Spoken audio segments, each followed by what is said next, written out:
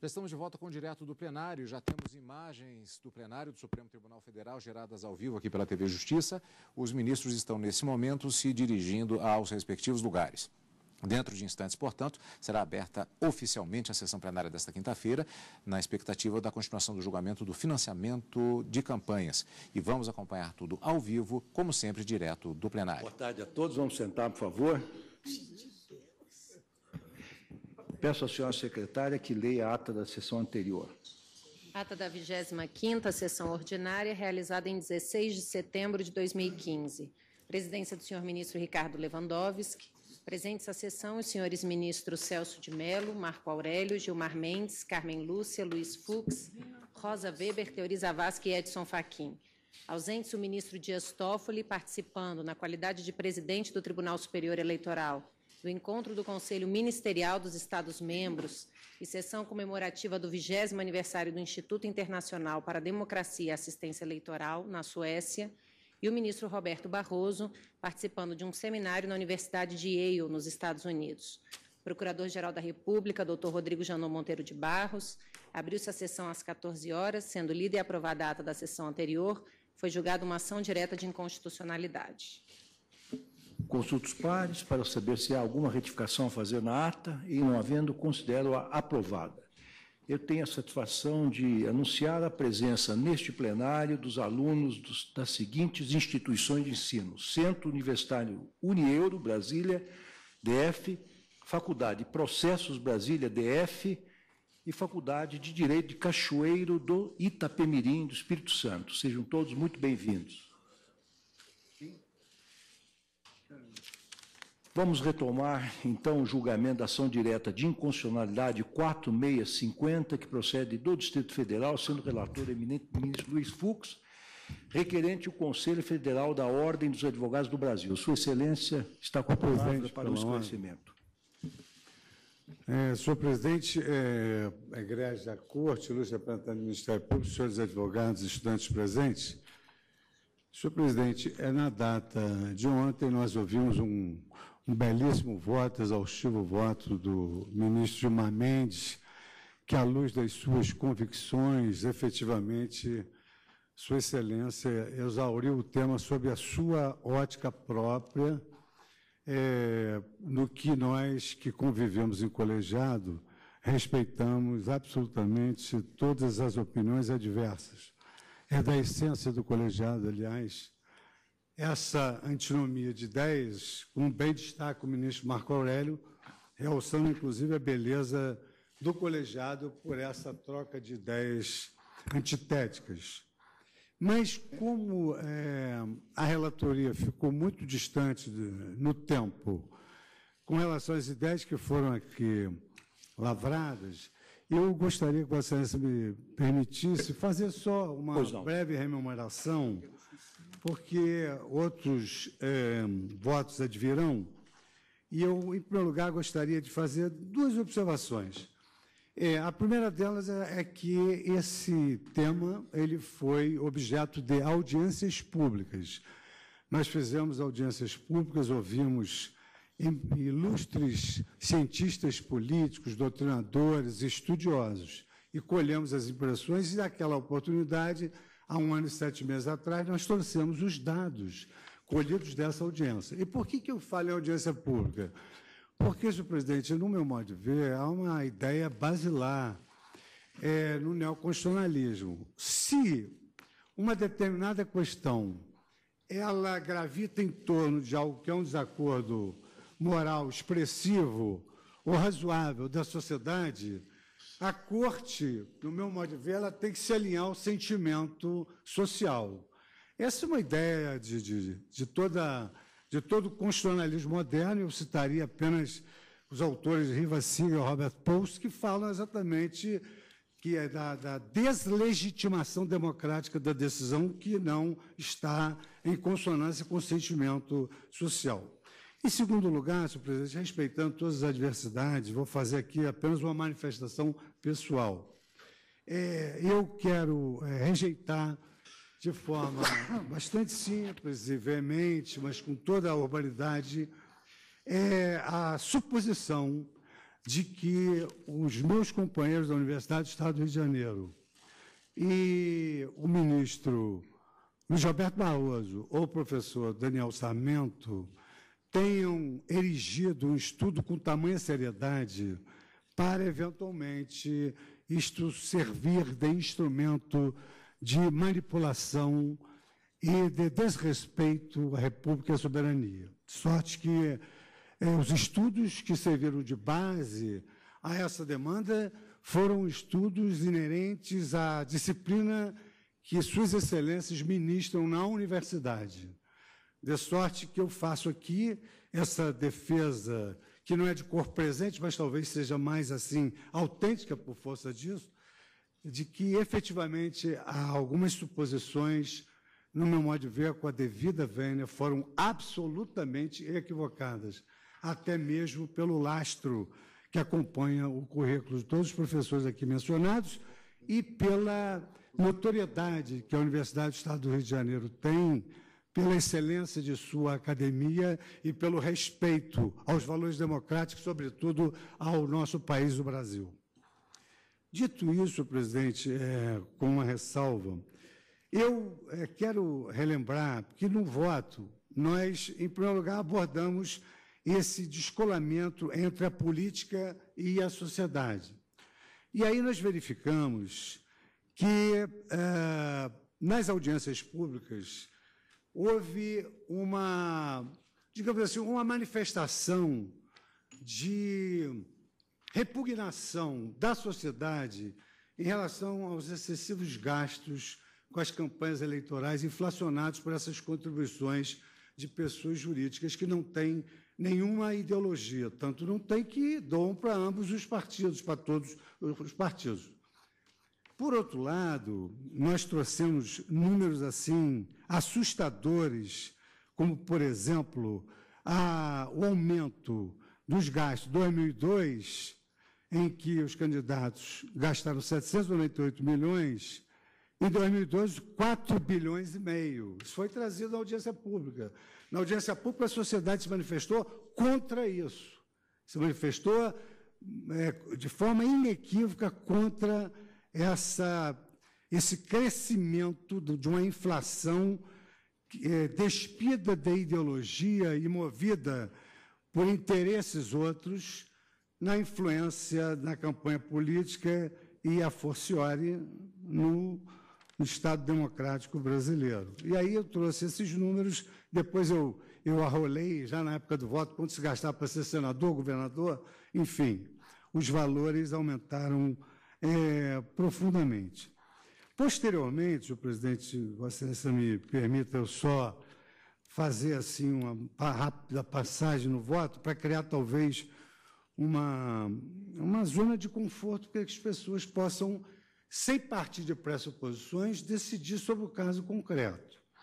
Então, no arcabouço vigente, as pessoas jurídicas podem fazer as doações dentro daquele percentual, as pessoas físicas e assim por diante.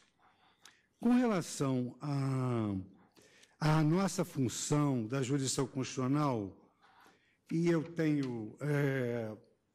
Ontem tive a oportunidade apenas de mencionar rapidamente essa questão, mas no nosso debate, que já está 6-1, ficou bem claro que há um espaço legítimo de atuação da jurisdição constitucional, porque esse descolamento da classe política em relação à sociedade e essa ausência de imparcialidade do poder político, evidentemente que gera um desconforto de se delegar a eles próprios essa tarefa de otimizar e aperfeiçoar o processo democrático.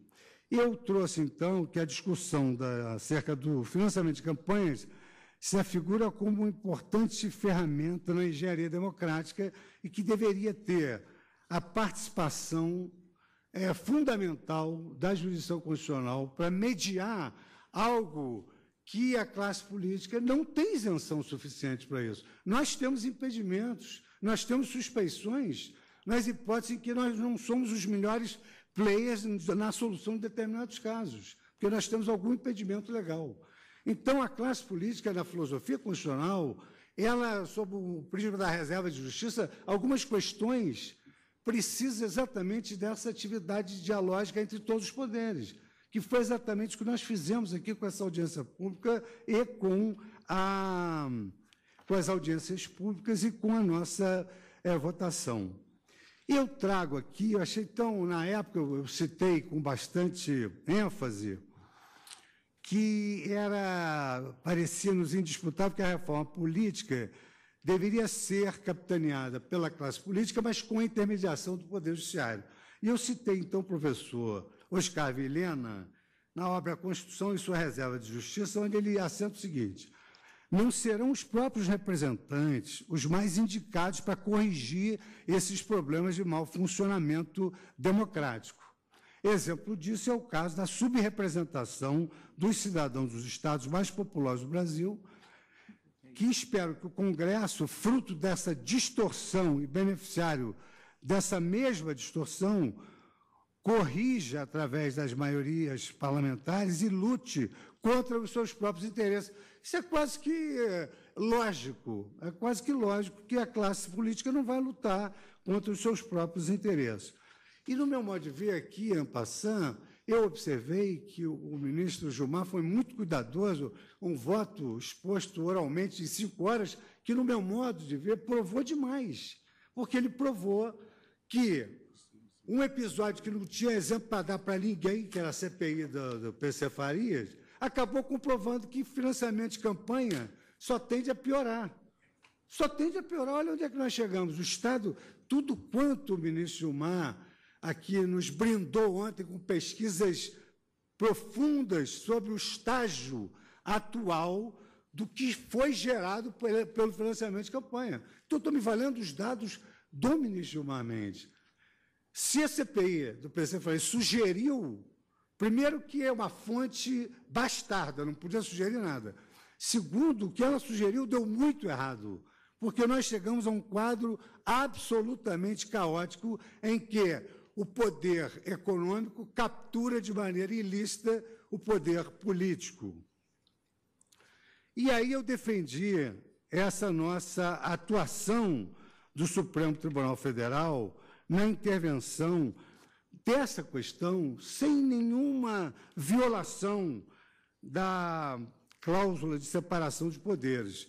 E trouxe, eu respeito, claro, evidente, todos nós fizemos a nossa escola, a nossa academia, a partir das noções de Hans Kelsen sobre jurisdição constitucional, mas imagine, Vossa Excelência, se Hans Kelsen falou de jurisdição constitucional nesse quadro caótico que hoje nós vivemos. É evidente que não. A teoria da jurisdição constitucional de Hans Kelsen é uma teoria abstrata, é uma teoria que busca um ideal. E há várias correntes filosóficas constitucionais que recomendam que a Constituição seja entrevista tal como o estado atual em que se encontra ela aplicada. Então, não dá para aplicar aquela doutrina kelseniana no momento atual. O que dá para aplicar, no meu modo de ver, é de um autor um pouco mais moderno, que nós sufragamos aqui por 6-1 as suas ideias, o professor John Hadley, que escreve sobre a democracia, a teoria da revisão judicial, em trecho em que ele afirma com muita autoridade acadêmica: obviamente, nossos representantes eleitos são as últimas pessoas em que devemos confiar em qualquer dessas situações de mau funcionamento do sistema político. Os juízes não eleitos, porém, estão fora do sistema representativo e apenas precisam se preocupar com a sua continuidade no cargo de forma muito oblíqua, de sorte que são as pessoas certas para intermediar essa questão da reforma política. Agora se diz, não, mas o judiciário não é o locus próprio para a reforma política.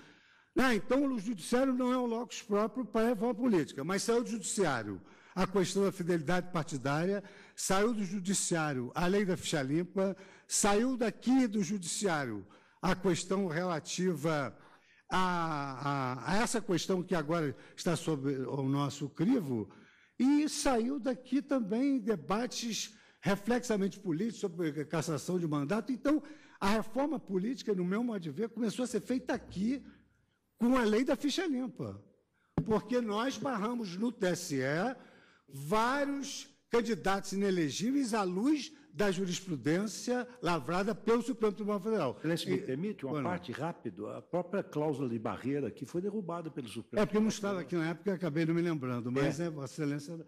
Que foi a primeira, talvez, a primeira iniciativa nesse sentido. Número de vereadores. Também, número de vereadores, bem lembrado. Quando nós não E estávamos. outra coisa, senhor presidente, que precisa ser bem entendido, o que se diz quando se defere ao legislativo, que não se defere ao legislativo, não se faz deferência ao legislativo, é porque há casos em que se deve ter deferência e há casos que não devem ter deferência ao legislativo. Nós já julgamos inúmeros casos aqui em que nós entendemos que deveríamos prestar essa deferência ao Poder Legislativo. Mas aqui é mais do que razoável e, no meu modo de ver, é absolutamente necessária a intervenção judicial nessa questão. O ministro Gilmar não estava presente, mas tive a oportunidade de fazer um elogio ao seu voto veemente de ontem, e dentro da nossa amistosidade, eu comentava com o ministro Teori que o ministro Gilmar, quando descobre a pólvora, faz uma bomba atômica, porque realmente fica convencido das suas razões, que foram muito bem expostas durante 5 horas, no voto verbal, praticamente manifestando a sua convicção. Então, só estou rememorando que é para a votação se fazer, digamos assim, com conhecimento dos pontos adversos, que fazem, digamos assim, parte da convivência de um colegiado. Então, eu digo, a Constituição, a despeito de não ter estabelecido regras nem ponto proibindo diretamente o modelo de financiamento de campanha, forneceu uma moldura que traça limites à discricionariedade legislativa, porque aqui foi dito que não tem nenhum artigo, mas isso não impede que, à luz dos princípios, e quantas vezes aqui julgamos inconstitucionalidade, à luz de princípios, que hoje compõem essa categoria genérica de normas, estabeleceu princípios democrático, pluralismo, isonomia, republicano, que norteiam o processo político. E aqui, então, eu cito os autores que, na época, revelaram-se influentes na solução que foi adotada. E digo ainda, reafirmo essa intervenção do Judiciário, que, muito embora essas deliberações sejam finalizadas em algum momento, mas, nesse momento, o último player que está sendo concitado a se manifestar é o Poder Judiciário. E há vários, cito aqui a famosa obra The Least Dangerous Branch, de Alexander Bickel, que diz exatamente que nós temos que é prudente intencionar um colóquio contínuo com os demais poderes políticos e com as entidades da sociedade civil. Além disso, presidente, eu também trouxe a incompatibilidade do exercício de direitos políticos com a essência das pessoas jurídicas. Pessoa jurídica não pode ser eleita, pessoa jurídica não pode eleger, pessoa jurídica, segundo o professor Barbosa Moreira, as pessoas jurídicas não comem, não sentem, não olham, não falam e não amam as pessoas jurídicas. Então, as pessoas jurídicas, elas são, na visão de Ronald Dworkin, empresas que são ficções legais, elas não têm opiniões próprias para contribuir e direito para participar com a mesma voz e voto na política. Isso é uma obra do professor Dworkin sobre corporações e ficções legais. E aí, então, senhor presidente, já para concluir, eu destaquei que as pessoas jurídicas são as grandes protagonistas no financiamento das campanhas eleitorais, respondendo pela absoluta maioria das convicções, das doações. E aqui, esse dado eu fiz questão de destacar, que apenas 1% dos doadores, o equivalente a 191 empresas, foi responsável por 61% do montante doado. Isso certamente levou a esse quadro que o ministro Gilmar Mendes muito bem descortinou. E um quadro jurídico que revela subjacentemente a existência, no meu modo de ver, de crimes graves que devem ser apurados com eficácia retroativa, porque não é possível nós condescendermos com a ideia de que um determinado partido político alimentou-se ilicitamente durante vários anos e isso passe despercebido. Tem que ser aberto um inquérito, eu me proponho acompanhar qualquer comissão para resgatar esse patrimônio oculto ilícito. Agora, o que, no meu modo de ver, ressoa antinômico com o voto é que nós não podemos sedimentar um defeito em razão de uma irregularidade anterior. Quer dizer, mutatis mutandis, numa colocação muito usual dos cariocas, essa regra política poderia mais ou menos representar o que dizia Stanislau Ponte Preta, ou se instaura a moralidade ou nos locupletamos todos, ou seja, se isso aqui não serve para ninguém, e não serve também para corrigir absolutamente nada. E concluindo, senhor presidente, eu gostaria de destacar que o direito, essa contribuição das pessoas jurídicas calcada na liberdade de manifestação e de expressão, isso é uma blasfêmia, porque elas doam para todas as entidades. Aliás, entidades que poderiam doar, como as associações, as corporações, os sindicatos, que têm ideologia própria, são proibidos de doar. Mas as empresas não são e acabam gerando esse escândalo que o ministro Gilmar minudenciou com tanta perfeição. Por outro lado, senhor presidente, nós também, nessa relação cidadãos candidatos e cidadãos eleitores, nós entendemos que havia aí uma violação ao princípio da isonomia, por isso que o resultado foi esse. O resultado que nós nos baseamos, isso aí, Vossa Excelência, ministro Gilmar, pode ter absoluta certeza, foi no sentido de uma aplicação efetivamente isonômica para conferir às partes a mesma igualdade de chances, que é um tema que Vossa Excelência tanto prestigia. E eu procurei, inclusive, naquela oportunidade do voto, Vossa Excelência estava presente, eu procurei, por exemplo, suscitar uma situação hipotética em que A e B, que auferiram respectivamente a R$200 mil e B, R$40 mil de rendimentos brutos anteriores à realização das eleições, de acordo com o artigo 23, parágrafo 1º da lei, enquanto o cidadão A poderia doar nos termos da legislação de regência 20 mil, o cidadão B somente poderia contribuir com o máximo de 4 mil.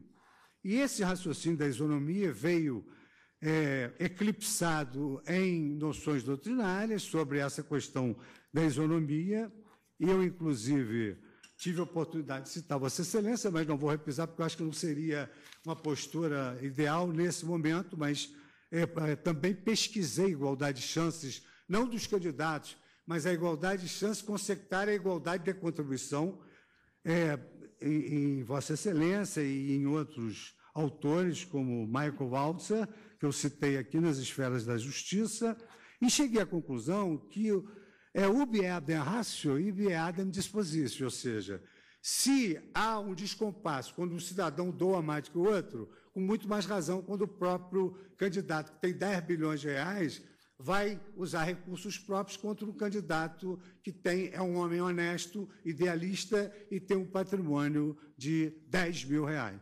Então, esses foram os motivos pelos quais as nossas posições acabaram entrando em confronto.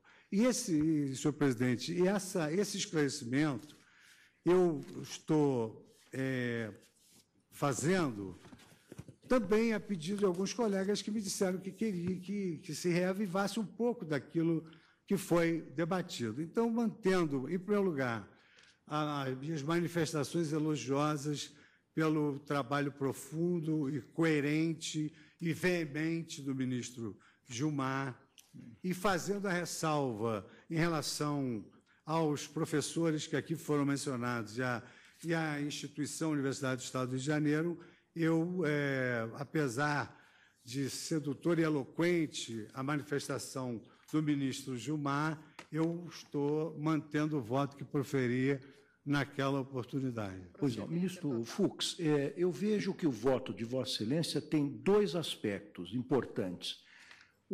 Vossa Excelência examina a Lei 9.096/95, à luz da Constituição.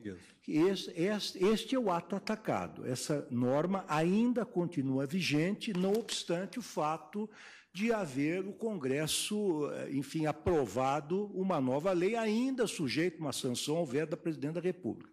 Que não uma pode segunda parte do voto de Vossa Excelência trata da modulação. E a modulação, como todos nós sabemos, ela é sujeita à votação se o voto prevalecer de Vossa Excelência, no sentido da inconstitucionalidade. Sim. Quer dizer, então, eu vejo aqui na ata do julgamento que o eminente predecessor meu nesta cadeira, o ministro Joaquim Barbosa, não modulava, assim como também o ministro Marco Aurélio não modulava. Os demais reservavam-se o direito de não modular, no que diz respeito ao prazo dado ao Congresso, de 24 meses, etc. Então, o que está em julgamento neste momento, neste primeiro momento, é a inconstitucionalidade ou não de alguns dispositivos de uma lei ainda vigente, que ainda está viva, digamos assim, no ordenamento jurídico brasileiro, que é exatamente a Lei 9.096/95. É isso. E que Vossa Excelência declara inconstitucional determinados artigos, tendo em conta alguns parâmetros constitucionais de natureza principiológica, sobretudo agora, como Vossa Excelência acaba de se referir, dentre outros, ao princípio da isonomia. E eu me curvo à questão da modulação para após, relembrando apenas que, se nós dermos eficácia ex tunc, os prejuízos causados, a tudo quanto já foi. Não, com relação às eleições passadas, as doações e tal. Pois não. Então, seria ex-nunc, daqui para frente. Claro, porque se for ex-nunc, as campanhas todas... Os efeitos que Vossa Excelência está atribuindo são ex-nunc.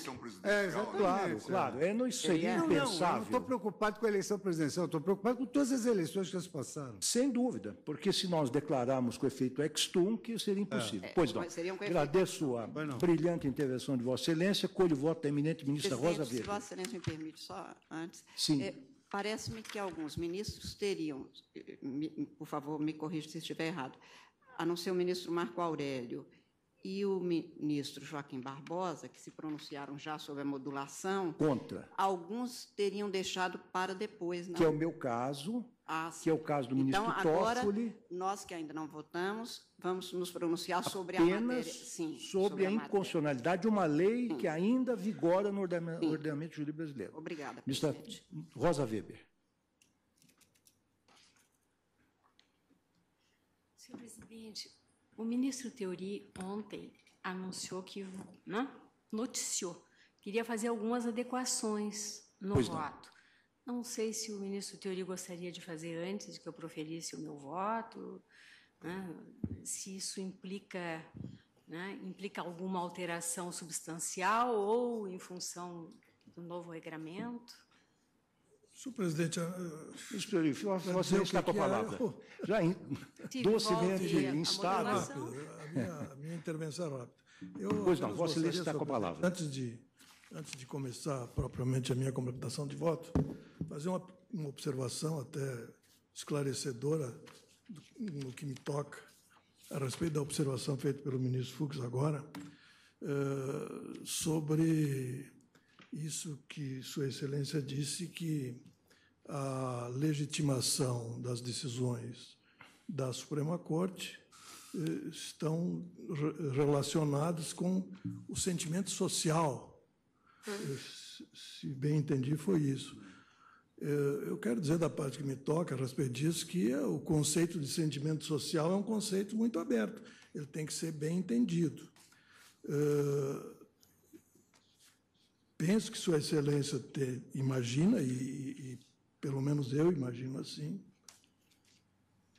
que por sentimento social, nesse contexto, se deve entender o sentimento que a sociedade, através dos constituintes, plasmou na Constituição. Em outras palavras, o sentimento social, ou o sentimento da sociedade, que deve ser o norte das decisões da Suprema Corte, é o sentimento da Constituição.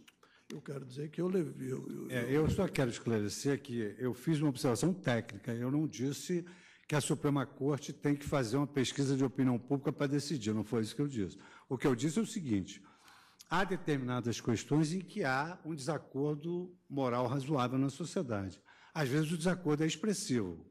Recentemente, num determinado tema, o ministro Roberto Barroso disse que nós adotaríamos uma postura muito mais do que contra a majoritária, porque nós iríamos contra o parlamento e contra a sociedade. Então, o que eu quero dizer é que, quando há esses impasses, um valor fundamental que pode influenciar as decisões jurisdicionais é o sentimento social, porque todo o poder emana do povo. Foi isso que eu quis dizer. Não que devemos fazer uma pesquisa de opinião pública antes de decidir, e, aliás, não é efetivamente nem a minha ideia básica que eu quis traduzir. Pois não. Até porque, ministro Teori, a rigor, e ontem eu escutei do doutor Cláudio a consideração de que nessa matéria há manifestações favoráveis à pesquisa. Se nós fizermos uma pesquisa hoje, certamente a população vai se manifestar pela pena de morte, como se manifesta pela revisão da minoridade, da maioridade penal, amplamente, como nós sabemos, e esse não é o critério que deve orientar. Quanto ao argumento de maioria e minoria, isso tem que ser visto também no devido contexto, inclusive no contexto do que se discute. Eu penso ter demonstrado ontem que a decisão que nós estávamos tomando atendia a um pleito da maioria instalada, e não de minorias que tinham dificuldade. Então, é um outro debate. Uma coisa é trazer o debate, que é clássico, da função contra-majoritária no que diz respeito aos direitos fundamentais, quando se trata de proteger presos, quando se trata de proteger homossexuais. Outra coisa é se envolver na luta política e tentar algemar uma das forças. Essa que é a questão delicada. Então, o argumento contra-majoritário, data vênia, não é adequado para esse tipo de questão. A verdade é a seguinte, que nós, quando decidimos, nós partimos de determinadas premissas. Quer dizer, o debate, ele na verdade, não foi constitucional, foi um debate partindo de uma premissa, e a partir dessa premissa, ou nós estaríamos conectando com uma prática de proteção ilícita de um governo que não tem um traço disso no voto, ou não. Não é disso que se trata. Aqui não se tratou de maioria, minoria. O que se tratou foi o seguinte: pessoa jurídica que não fala, não pensa, pode influenciar no processo democrático? Essa é a questão. Se pode, deu certo. Ontem o ministro Gilmar deu uma resposta de 5 horas, como não deu certo esse modelo. Pois não. Ministro Teori. Bom, em resumo, senhor presidente, o que eu queria dizer... Agora, Vossa Excelência pode editar o seu voto. É que o sentimento que moveu o meu voto e o sentimento que eu procuro adotar e que oriente os meus votos aqui, não apenas nesse caso, como em todos os casos, é o sentimento que eu retiro da Constituição. Bom, a complementação de voto que eu pedi para fazer, senhor presidente, é o seguinte: conforme registrado em voto anteriormente proferido, o financiamento de partidos políticos e eleições constitui desafio permanente para qualquer democracia contemporânea, e o seu enfrentamento satisfatório pressupõe, mais que um marco regulatório analítico, a efetiva repressão dos abusos. Foi enfatizado, com base em diagnóstico de renomado especialista latino-americano, que o financiamento da atividade política é tema de caráter flutuante e conjuntural, e, como tal, sujeito à sucessão, entre aspas, sucessão de distintas normas, reformas legais, Não por acaso, ela é chamada de legislação interminável na Alemanha, país que vem dando ao tema atenção destacada nos últimos 50 anos. Fecha aspas. Parece impróprio, nesse contexto, esperar do Supremo Tribunal Federal uma intervenção que leve a soluções drásticas, que resulte na proibição linear e absoluta do aporte de todo e qualquer recurso proveniente de pessoas jurídicas a partidos e campanhas políticas. Afinal, a Constituição não condena a mera presença do capital empresarial nas eleições. Reprova, isto assim, o abuso do poder econômico, seja qual for a sua origem. O estabelecimento de uma vedação desse calibre por via judicial fecharia as portas antecipadamente para eventuais propostas legislativas de uma presença mais comedida do capital corporativo no financiamento político, comprometendo o Supremo Tribunal Federal com as imprevisíveis consequências da instalação de um modelo predominantemente público, cuja eficiência ainda não tem comprovação empírica em qualquer lugar do mundo. Daí meu convencimento de que a solução proposta na inicial, de vedar toda e qualquer contribuição financeira de empresas a partidos e a campanhas, deve ser analisado com redobrada cautela. Em cenário assim movediço, o maior compromisso do tribunal deve ser com a prudência, virtude que é a base da linguagem institucional do judiciário. Por entender que, pela sua natureza e características, o tema relacionado a financiamentos de campanhas e partidos políticos é desses que reclamam intervenção minimalista do Poder Judiciário, permitindo, como ocorre no direito comparado, espaço mais amplo para a atuação legislativa, o voto originalmente proferido foi pela improcedência. Todavia, as manifestações e os debates sobre o tema, inclusive no âmbito público, permitem identificar certos consensos pontuais que, embora menos abrangentes, podem angariar a adesão de uma maioria mais qualificada a respeito da ilegitimidade de certos aspectos do modelo ora vigente. Em outras palavras, é possível, em alguma medida, afirmar que certas vedações e aportes de recursos financeiros a partidos e a campanhas eleitorais constituem decorrência natural do sistema constitucional e, por isso mesmo, são insuscetíveis de disposição contrária pelo legislador ordinário. Nada impede, assim, que essas vedações sejam, desde logo, reconhecidas no âmbito da jurisdição constitucional. Assim, a Lei 9.504, em seu artigo 24, e a Lei 9.096, no seu artigo 31, elencam um rol de proibições de fontes de financiamento a partidos e candidatos. Tudo, certamente, no intuito primordial de dar concretude ao preceito constitucional que condena práticas clientelistas e abuso do poder econômico nas eleições. Nesse propósito, ao impedir que concessionários e permissionários de serviços públicos efetuassem doações, a legislação buscou servir a 3 objetivos específicos evidentes. Primeiro, prevenir o surgimento de conflitos de interesses, evitando a captura de agentes públicos por doadores privados.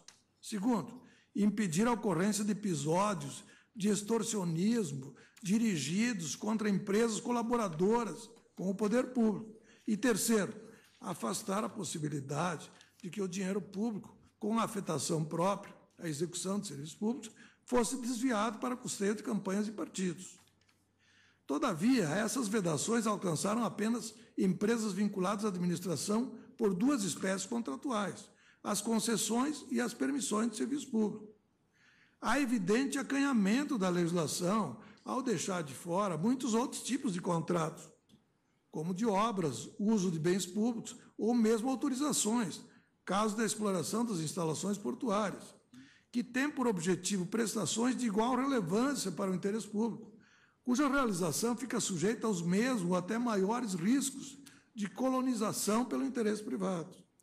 Sua inclusão no rol proibitivo também é reclamada para concretizar o mandamento constitucional.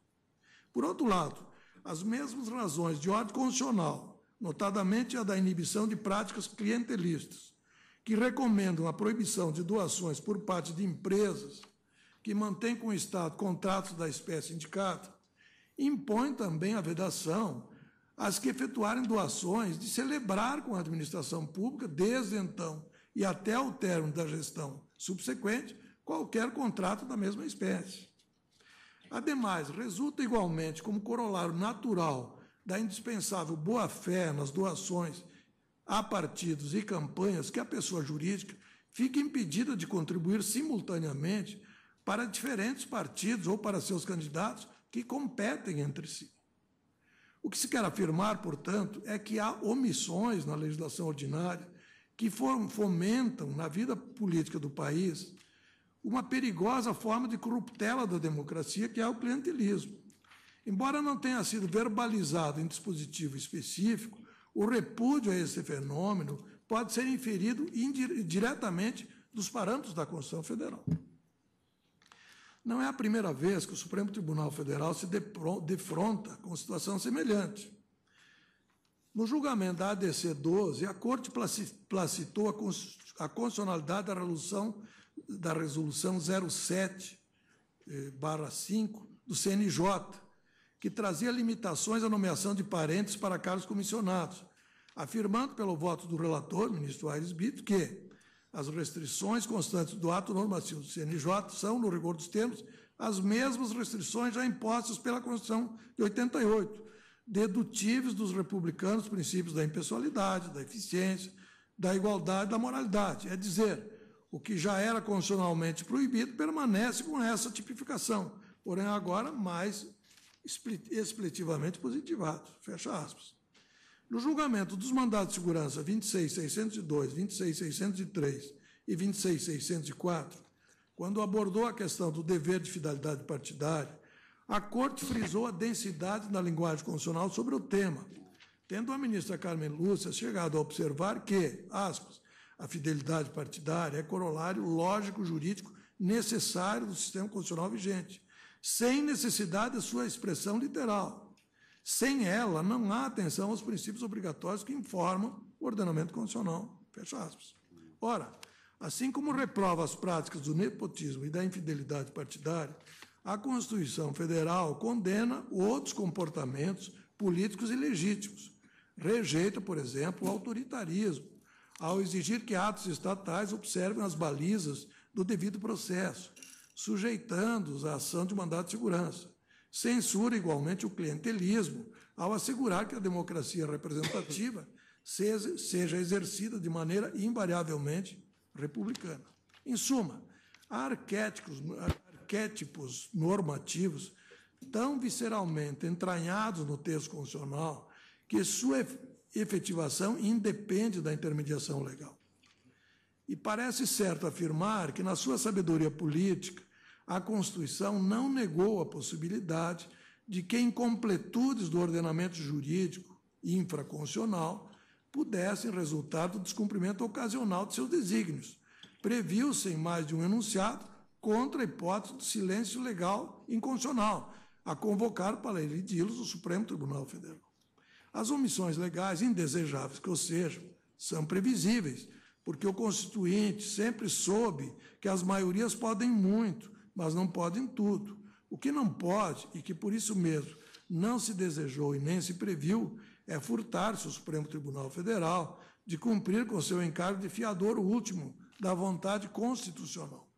Missão que não se encerra na eliminação de obstáculos, mas compreende igualmente a instalação de pontes, a exortação de caminhos, a redefinição de coordenadas. Em hipóteses típicas de abulia constitucional, como a que se tem, a atuação do Supremo Tribunal Federal não resume apenas providências típicas do legislador negativo. Quando a superação do estado letárgico do direito ordinário for imprescindível, deve a jurisdição constitucional se valer da energia cinética dos princípios constitucionais, recuperando a autoridade da Constituição. É claro que também o antídoto deve ser exercido dentro da mais avisada prudência. Consideradas essas circunstâncias e visando a consecução de um ambiente mais sadio na prática política, modo-se importante reduzir as possibilidades de surgimento de conflitos entre os interesses públicos e privados, e a maneira mais segura de fazê-los, com o menor número de consequências imprevistas, talvez seja pelo acréscimo da explicitação de novas vedações às hipóteses previstas no artigo 24 da Lei 9.504 e no artigo 31 da Lei 9.096. Frise-se que esse exercício ampliativo só é permitido, no caso, porque a própria Constituição que oferece padrões normativos inteligíveis, que por si sós impedem que a política seja praticada em benefício de clientes preferenciais da administração pública. Nesse sentido, e complementando o voto, senhor presidente, eu proponho sejam reconhecidas como decorrentes de princípios constitucionais as seguintes vedações, no mínimo as seguintes vedações, sem prejuízo de análise pontual de outras, de contribuição a partidos políticos e a campanhas eleitorais. Primeiro, de pessoas jurídicas ou de suas controladas e coligadas que mantenham contratos onerosos celebrados com a administração pública, independentemente de sua forma e seu objeto. A lei, como eu disse, estabelece essa vedação limitada a algumas espécies de vinculação com a administração pública. Parece que as mesmas razões constitucionais que legitimam essa legitimação impõem que se amplie isso para outras espécies de contratos.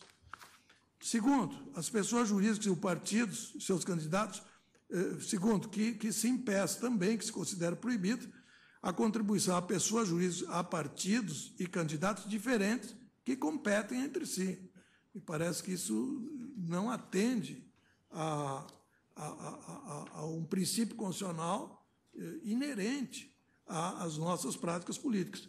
Fica igualmente reconhecida a vedação a pessoas jurídicas que efetuarem contribuições a partidos ou campanhas desde então e até o término da gestão subsequente de celebrar qualquer contrato oneroso com a administração pública.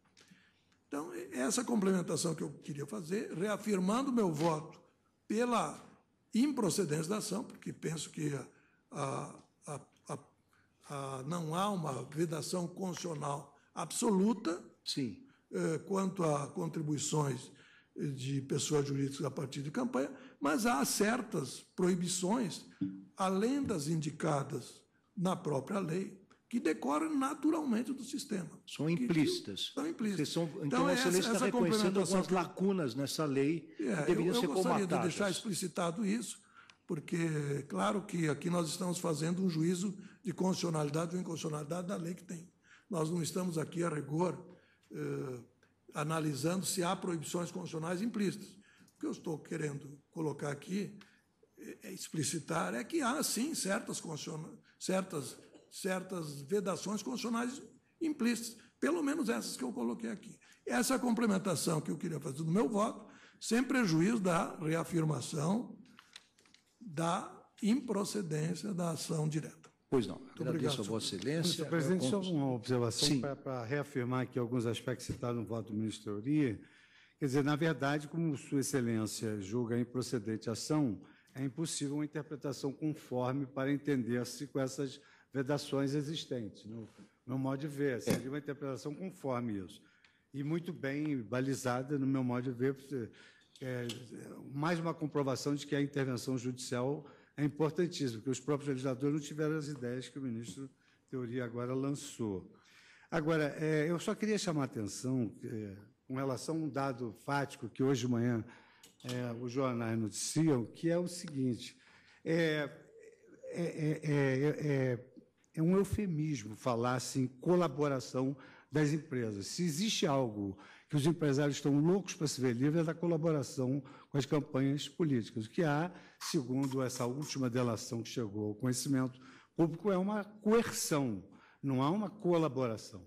É verdade. Pois não. Ministra Rosa Weber, com a palavra. Senhor presidente, senhores ministros, tenho um voto escrito, não é muito longo, e eu vou procurar ainda resumi-lo, indo direto aos pontos, dizendo que acompanho o eminente relator quanto às preliminares, reconhecendo a legitimidade ativa ad causam do Conselho Federal da OAB e a admissibilidade da presente ação direta de inconstitucionalidade, a compreensão de que suscetíveis de controle por essa Suprema Corte os dispositivos legais articulados pelo autor.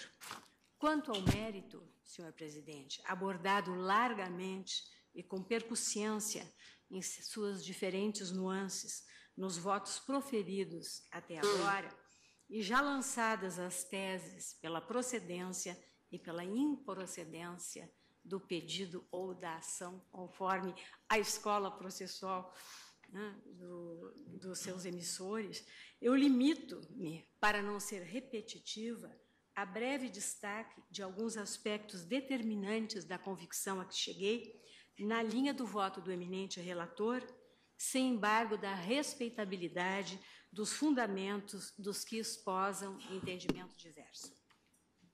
Digo eu que o financiamento de campanhas eleitorais e partidos políticos constitui, como enfatizado por todos, uma questão delicada, tormentosa e de difícil equacionamento nas nações democráticas, muitas das quais já experimentaram, ao longo do tempo, quanto à possibilidade da doação de pessoas jurídicas a candidatos e partidos políticos, movimentos em um ou outro sentido.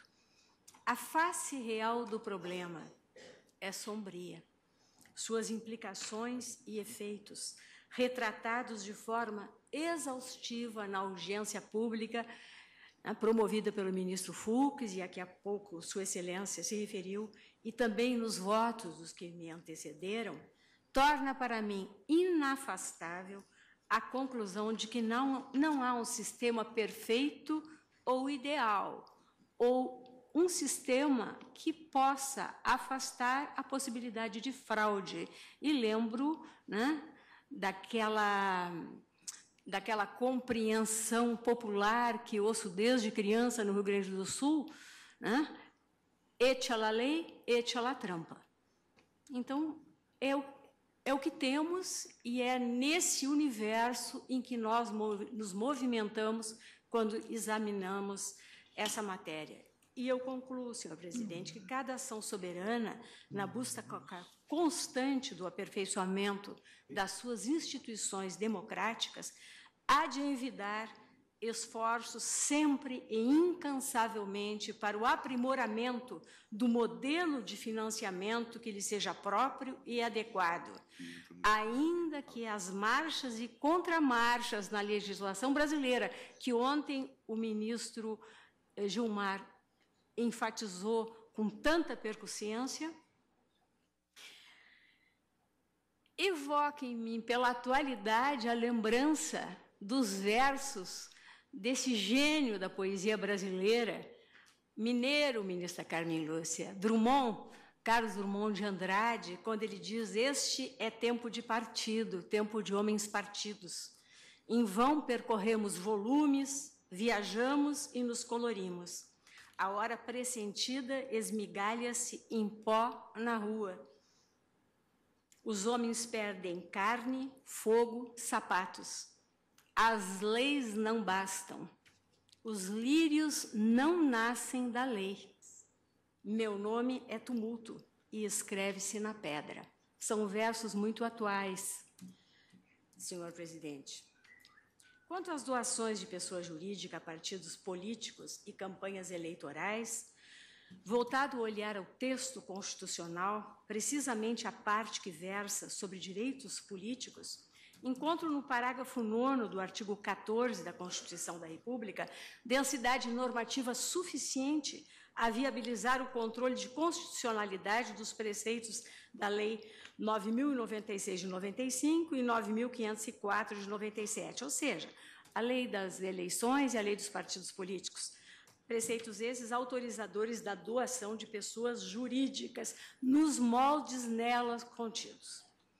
Aqui eu estou reproduzindo o teor desse dispositivo constitucional parâmetro e digo que extraio da dicção constitucional comando expresso para que a legislação de regência assegure, aspas, normalidade e legitimidade das eleições contra a influência do poder econômico.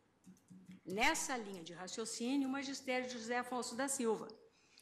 Aspas, a cláusula contra a influência do poder econômico ou o abuso do exercício de função